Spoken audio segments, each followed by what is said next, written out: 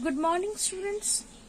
In the previous videos, I have completed what is p-type semiconductor and n-type semiconductor, and as well as I have given the description about the semiconductor, the Fermi level, what is the extrinsic, intrinsic, all these things I have already completed, right?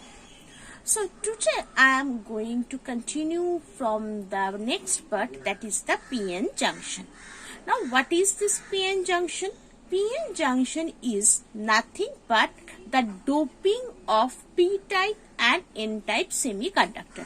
When one p-type semiconductor and n-type semiconductor comes together, it is forming the p-n junction, right? So let's see what is the mechanism of this p-n junction. So,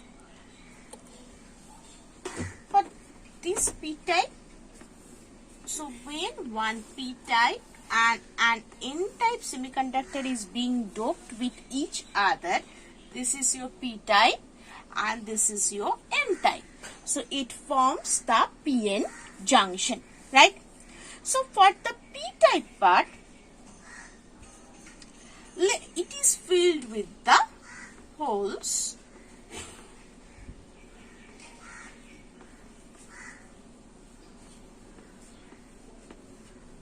and for n-type semiconductor, it is filled with electrons. Let us consider this. These solid dots. Now, this is the thing, these holes or this positive or negative charge, whatever you say, it is basically immobile. That means they cannot move from this part to this part and vice versa. But as we have doped this p-type with trivalent compound and this n-type with pentavalent compound, that means in this p-type semiconductor there is negative ions, that is called the acceptor ions, and here it is filled with the donor ions, that is the positive.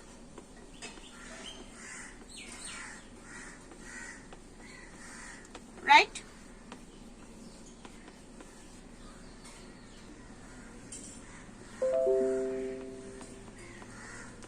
Okay. So when these are the mobile charges, right? Mobile means which can move. Now when this junction has been created, then what is happening? Then as the mobile charges are there, so from n-type to p-type, the charges started to flow, right? As the charges starts to flow from p-type to n-type, that means what is happening? That means this is basically this p-type and n-type, that means these positive and negative ions basically neutralize each other, right? So as these two combines, they are being neutralized each other. As the neutralization is ongoing, that means at this region, there becomes no mobile charges present. Immobile charges are there. Immobile charges are present. But as the mobile charges combining with each other, that means at this region, there is no mobile charges. So therefore, so what is happening? Why there is no mobile charges? Because each and every one is, that is positive and negative, are basically combining with each other and make them, each of them, neutralized, right? So therefore at this region there is basically no mobile charges are present, right? So therefore after certain time interval, no positive charge or no donor ion can comes to this side, this P side, right? As this region is increasing, okay? So therefore, what this region where no mobile charges are present, this is called as the barrier region, or more commonly says as depletion region. Okay, so it becomes the depletion region. So as the when p-type and n-type semiconductor both are being doped with each other, then at the junction point, due to the motion of the mobile ions, both of them are neutralizing each other. So therefore, along the junction, a particular region has been created where no mobile charges are present at all. So that particular region where no mobile charges are being present is known as the depletion region. Okay.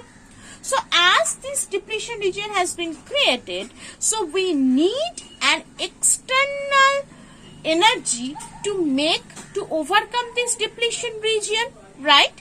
So in that case, we need the external energy, which is basically the battery, right? So when we connect this PN junction with a particular battery, then this depletion region is being overcome, and therefore again the mobile charges starts to flow, and therefore we got our desired current. Okay. So when we formulated this PN junction as a device, that is known as basically the diode. Okay. So let us see what is the symbol or how we can represent a diode. Diode is then nothing but the PN junction. Okay.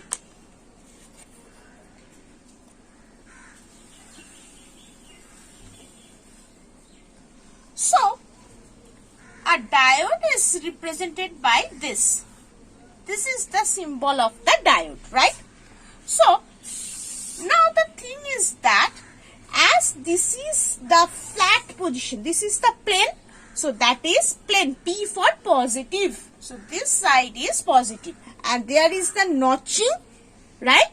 So this is notching means negative, right? So this is the positive and this is the negative part of the diode. Okay. So let us show you how a physically diode is shown or is there. So I think hopefully all of you can see this, right? So this is basically the diode. I can show you there is a particular ash color, right? So this ash color position, so that means this part is positive and this is negative. So this is one diode that is physically available in market, and whatever the electronic components that is produced by this diode, so there where the need of diode is where the diode is required, so this is one kind of diode. So this is normal diode. Another kind of diode that is available in the market, that is the Zener diode. Let us show you that also.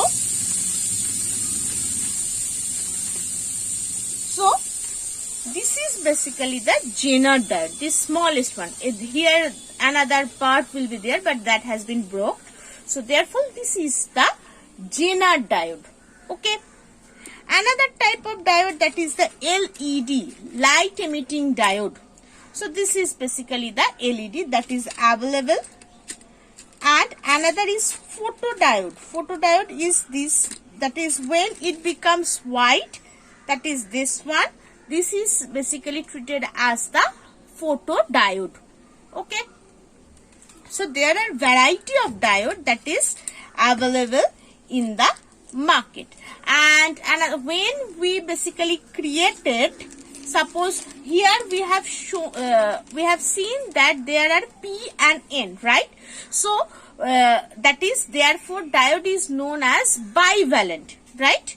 Or bidiode is also said as like this. But when we doped like this, suppose when we doped like PN and P, it is possible, that is PNP and another is NPN. So these two things are, when we create the region like this, PNP or NPN, then it is called the trivalent, or it is known as the BJT, bijunction triode. That is BJT, bijunction triode. Okay. So the application of this BJT is the transistor. Okay. So this is a small transistor I have. So basically it has 3 notching. This 3 notching is present. First one is called the emitter, middle one is known as the base, and the third one is known as the collector. So this is the one transistor. Okay. So there are different types of transistor. At this moment I have these ones, that's why I have shown you. Okay.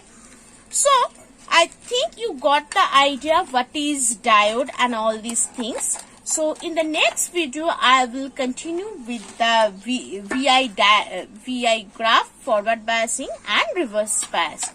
Okay. Thank you.